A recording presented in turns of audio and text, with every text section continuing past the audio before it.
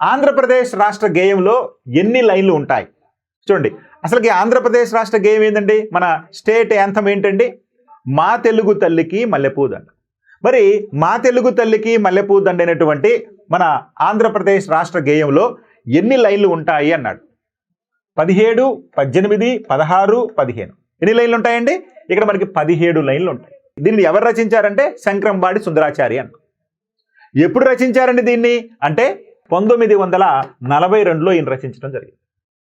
అయితే వాస్తవానికి 1942లో శంకరంబాడి సుందరాచారి గారు ఈ మా తెలుగు తల్లికి మల్లెపూ దండ గేయాన్ని రచించినప్పటికీ ఆయన దేనికోసం రచించాడంటే ఒక సినిమా కోసం రచించాడు. ఏంటంటే ఆ సినిమా పేరు అంటే దీనబంధు. దీనబంధు అనేటువంటి సినిమా కోసం రచించడం జరిగింది. అయితే దురదృష్టవశాత్తు ఈ దీనబంధు సినిమాకి ఈ పాటని తీసుకోలేదు.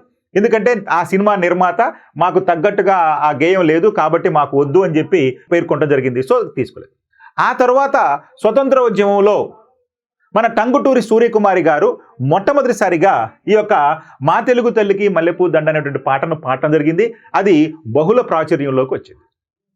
ఆ తర్వాత కాలంలో మరి ఆ యొక్క టంగుటూరి సూర్యకుమారి గారు శంకరంబాడి సుందరాచారి గారికి గౌరవార్థంగా 116 రూపాయలు ఇచ్చి ఆ గేయాన్ని తీసుకోవటం జరిగింది.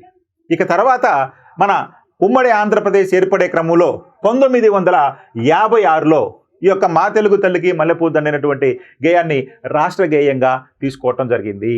సో కాబట్టి మన ఆంధ్రప్రదేశ్ రాష్ట్ర గేయం అయినటువంటి మా తెలుగు తల్లికి మల్లెపూ దండలో 17 లైన్లు ఉంటాయి. దీన్ని శంకరంబాడి సుందరాచారి గారు రచించారు.